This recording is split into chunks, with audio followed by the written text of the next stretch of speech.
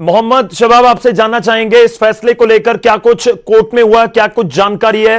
क्योंकि यूपी सरकार और पंजाब सरकार आमने सामने मुख्तार अंसारी के मामले को लेकर नजर आ रहे थे।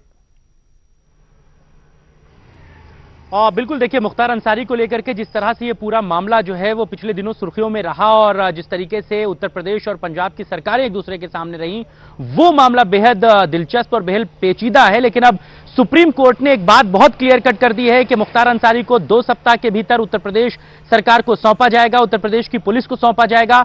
हालांकि मुख्तार अंसारी किस जेल में रहेंगे ये अभी तय नहीं है। उनको एमपी एमएलए कोर्ट जो प्रयागराज में है वहां पर लाया जाएगा और वहां पर उनके किस जेल में रखा जाना है उस पर फैसला लिया जाएगा। लेकिन अगर इस पूरे मामले के राजनीतिकरण को आप देखें गौरव, तो कहीं ना कहीं चीजें जो हैं वो बहुत ज्यादा दिलचस्प नजर आती हैं, क्योंकि मुख्तार अंसारी उत्तर प्रदेश में पूर्वांचल के बाहुबली नेता थे और राजनीतिक पार्टियों में एक कद उनका था।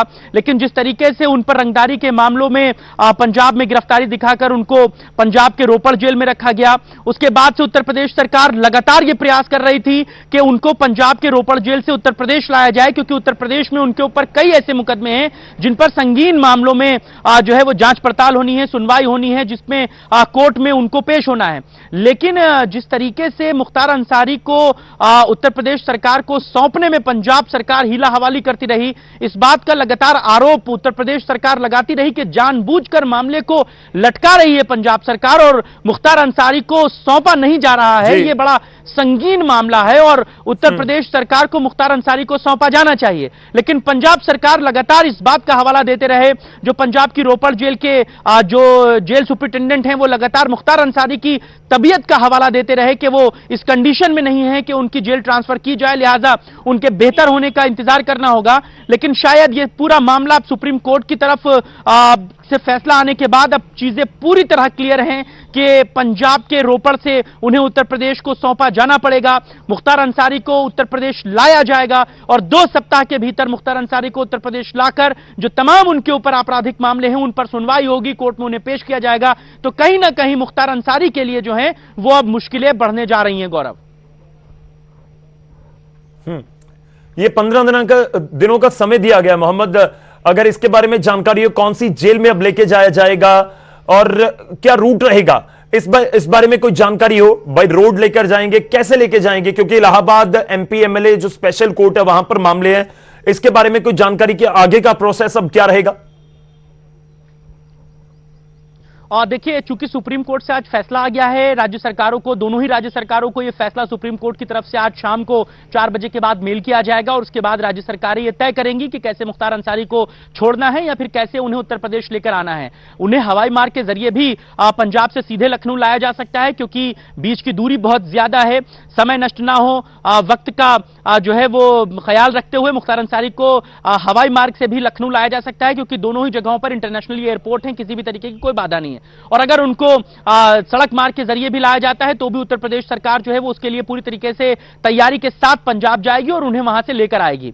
रही बात उन्हें किस जेल में रखा जाएगा, यह अभी तय कर पाना मुमकिन नहीं है, क्योंकि मुख्तार अंसारी विधायक हैं और विधायकों को सीधे कोर्ट से सजा नहीं सुनाई जा सकती, उन्हें एमपी एमएलए कोर्ट में स्पेशली पेश होना होता है और वहां से ही उन पर सजा का ऐलान होता है। तो मुख्तार अंसारी को पंजाब से एमपी एमएलए कोर्ट जो प्रयागराज इलाहाबाद में है उनको वहां पर लाया जाएगा, वहां पर सुनवाई होगी और उसके बाद यह तय किया जाएगा कि मुख्तार अंसारी को किस कोर्ट में रखा जाए। हालांकि कहा यह जा रहा है कि 2 मुमकिन जगह हैं जहां पर मुख्तार अंसारी को शिफ्ट किया जा सकता है, जिसमें पहली जेल प्रयागराज की नैनी जेल है और दूसरी जेल जो है वो बांदा की जेल है। इन 2 जगहों पर मुख्तार अंसारी को मुमकिन है कि शिफ्ट किया जा सकता है, लेकिन इस पर अंतिम फैसला जो है वो एमपी एमएलए कोर्ट लेगा और एमपी एमएलए कोर्ट जब मुख्तार अंसारी को सामने पेश किया जाएगा वहां पर उन पर तमाम जो आपराधिक मामले हैं उन पर सुनवाई करते हुए चीजों को आगे फॉरवर्ड करेगा। गौरव,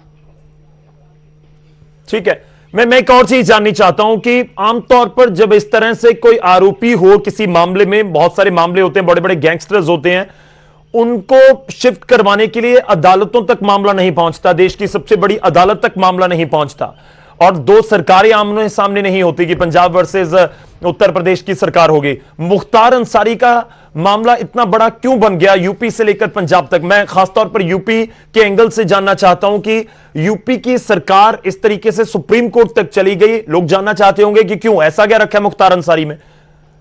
है तो एक क्रिमिनल जिसके ऊपर बहुत सारे आरोप है। देखिए मुख्तार अंसारी देखिए, मुख्तार अंसारी का कद जो है वो उत्तर प्रदेश में एक बाहुबली का है। बाहुबली का मतलब सरल शब्दों में समझिए तो एक ऐसा नेता जिसके पीछे गुंडे माफियाओं की फौज है, जो अपने प्रभाव से जीतता है। उसे किसी राजनीतिक पार्टी का संरक्षण हासिल हो या ना हो, वो अपने प्रभाव से जीतता है। इससे उत्तर प्रदेश की आसान सी भाषा में बाहुबली कहते हैं। तो मुख्तार अंसारी वो बाहुबली जो है वो शख्स है जिसने अपने बाहुबल के दम पर अपना राजनीतिक रसूख खड़ा किया है। मुख्तार अंसारी अकेले नेता नहीं, उनके बड़े भाई अफजाल अंसारी भी सांसद रहे हैं बहुजन समाज पार्टी की टिकट पर। वो मायावती की पार्टी के टिकट पर या अपने इलाके से सांसद रहे। मुख्तार अंसारी खुद बड़े कद के नेता रहे, उनके बेटे भी पॉलिटिकली जो हैं वो सराउंड हैं। लेकिन मुख्तार अंसारी नेता होने के साथ साथ बाहुबली हैं, लिहाजा उन पर कई आपराधिक मामलों के जो हैं वो जो है मुकदमे चल रहे हैं, जिसमें उत्तर प्रदेश में बीजेपी के विधायक कृष्णानंद राय की हत्या का एक सबसे बड़ा मामला है। कृष्णानंद राय की हत्या के मामले में भी मुख्तार अंसारी आरोपी हैं।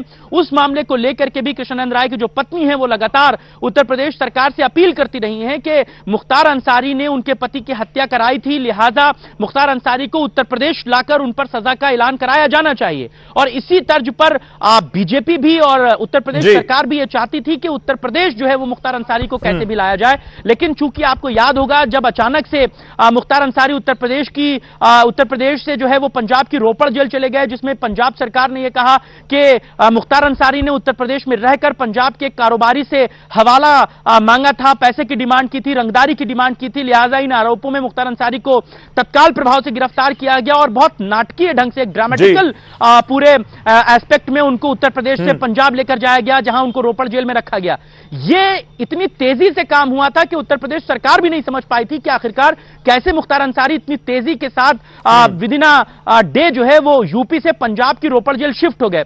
इसके बाद से ही लगातार उत्तर प्रदेश सरकार ये प्रयास कर रही थी कि उनको रोपड़ जेल से उत्तर प्रदेश लाया जाए और उन पर जो आपराधिक मामले चल रहे हैं उनकी उस पर जो है वो सुनवाई हो और मामलों में जो भी सजा मुमकिन हो वो उनको दिलाई जाए। इसी के लिए उत्तर प्रदेश सरकार लगातार जो रोपड़ जेल प्रशासन है उससे लगातार जो है वो तारतम्य बिठाती रही, लगातार बातचीत करती रही कि मुख्तार अंसारी उत्तर प्रदेश के बड़े आरोपी हैं, कई मामलों में अपराधी हैं, कई मामलों में, लिहाजा उनको उत्तर प्रदेश सरकार को सौंपा जाए। कृष्णानंद राय की हत्या के मामले में वो आरोपी हैं, लिहाजा उन्हें उत्तर प्रदेश सरकार को सौंपा जाए, जिसके बाद उन पर सजा का ऐलान कराया जा सके, कानून के दृष्टिगत जो भी काम हो सकता है वो किया जा सके। लेकिन रोपड़ की जेल प्रशासन ये लगातार बहाने बनाता रहा, लगातार ये बात कहता रहा कि मुख्तार अंसारी जो है वो अभी बीमार हैं, क्रिटिकल हैं और उनको हार्ट डिजीज है, उनको पेट की डिजीज है, लिहाजा उनको बहुत सफर नहीं कराया जा सकता। इस तरीके की तमाम चीजें जो थी वो पिछले कई महीनों से घटनाक्रम चल रहा था, जिसके बाद उत्तर प्रदेश सरकार सुप्रीम कोर्ट चली गई। सुप्रीम कोर्ट जाने के पीछे वजह सिर्फ यही थी कि पंजाब गवर्नमेंट पंजाब का जेल प्रशासन, बहुत सारे एंगल्स, बहुत सारे पॉइंट्स हैं लाजमी तौर पर जिनके ऊपर बात होगी, आने वाले दिनों में होगी और कहीं ना कहीं जो सियासत भी गर्माती हुई नजर आ सकती है वो पंजाब से लेकर यूपी तक इस पूरे मुद्दे के ऊपर। खैर, अभी सुप्रीम कोर्ट की ओर से ऑर्डर दे दिया गया है कि मुख्तार अंसारी को देना होगा, यूपी भेजना होगा, यूपी जेल में शिफ्ट करना होगा। मोहम्मद शबाब, आपका धन्यवाद हमारे साथ जुड़ने के लिए, पूरी बातचीत के लिए। 23:40 हरजीत गरेवाल जुड़ रहे ने बीजेपी के सीनियर लीडर ने। गरेवाल साहब, स्वागत है। ਤੁਹਾਡਾ फर्स्ट रिएक्शन मुख्तार अंसारी ਦੇ पूरे मामले सुप्रीम कोर्ट के ऑर्डर के उत्ते? देखो, ये साफ हो गया सुप्रीम कोर्ट के ऑर्डर्स नाल कि पंजाब सरकार जिहड़ी आ लोक राज के अंदर लोक लाज बहुत जरूरी होंदी है, लोगों की शर्म वो भी नहीं करती और शरेआम जिहड़े गैंगस्टर ने उन्हां ते वरद हस्ता पंजाब सरकार दा कि यूपी तो सरकार इन्हां नूं बार-बार कह रही है कि भेजो। वो डॉक्टर भी रिपोर्ट देने वाले इन्हां दे ही ने, बाहरले डॉक्टर नहीं सीगे और उन्हां दे स्टेट गवर्नमेंट की बार-बार रिक्वेस्ट करन ते इन्हां ने उस गैंगस्टर नूं नहीं दिता और बाकी जेलों के अंदर भी मोबाइल मिलते हैं, सब कुछ मिलता और इन्होंने एंटरटेन भी करते हैं गैंगस्टर्स नूं।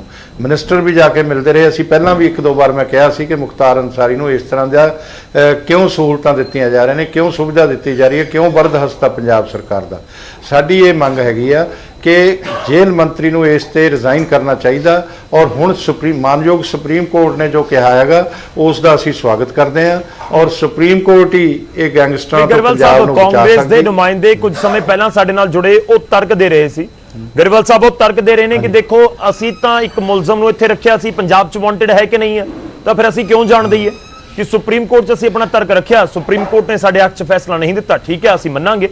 वो ये कह रहे हैं कि तुसीं दसो कि इस मुलजम नूं की पंजाब दे विच लोड़ींदा है कि नहीं है?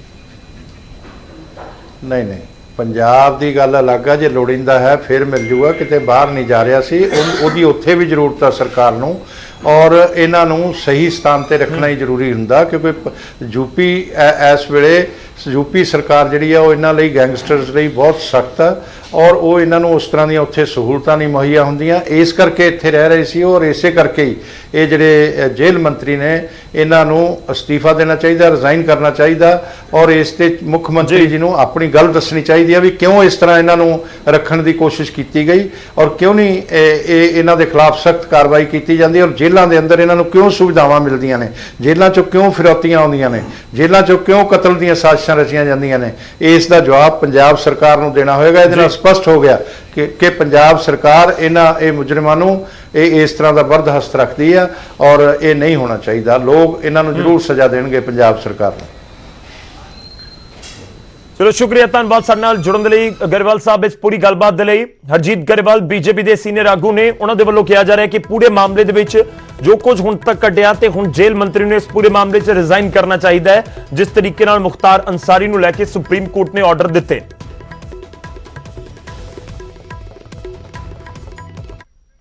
ਇੱਕ ਛੋਟੇ ਜਿਹੇ ਬ੍ਰੇਕ ਲਈ ਰੁਕਦੇ ਹਾਂ, ਵਾਪਸ ਆਵਾਂਗੇ ਕੁਝ ਹੋਰ ਖਬਰਾਂ ਦੇ ਨਾਲ।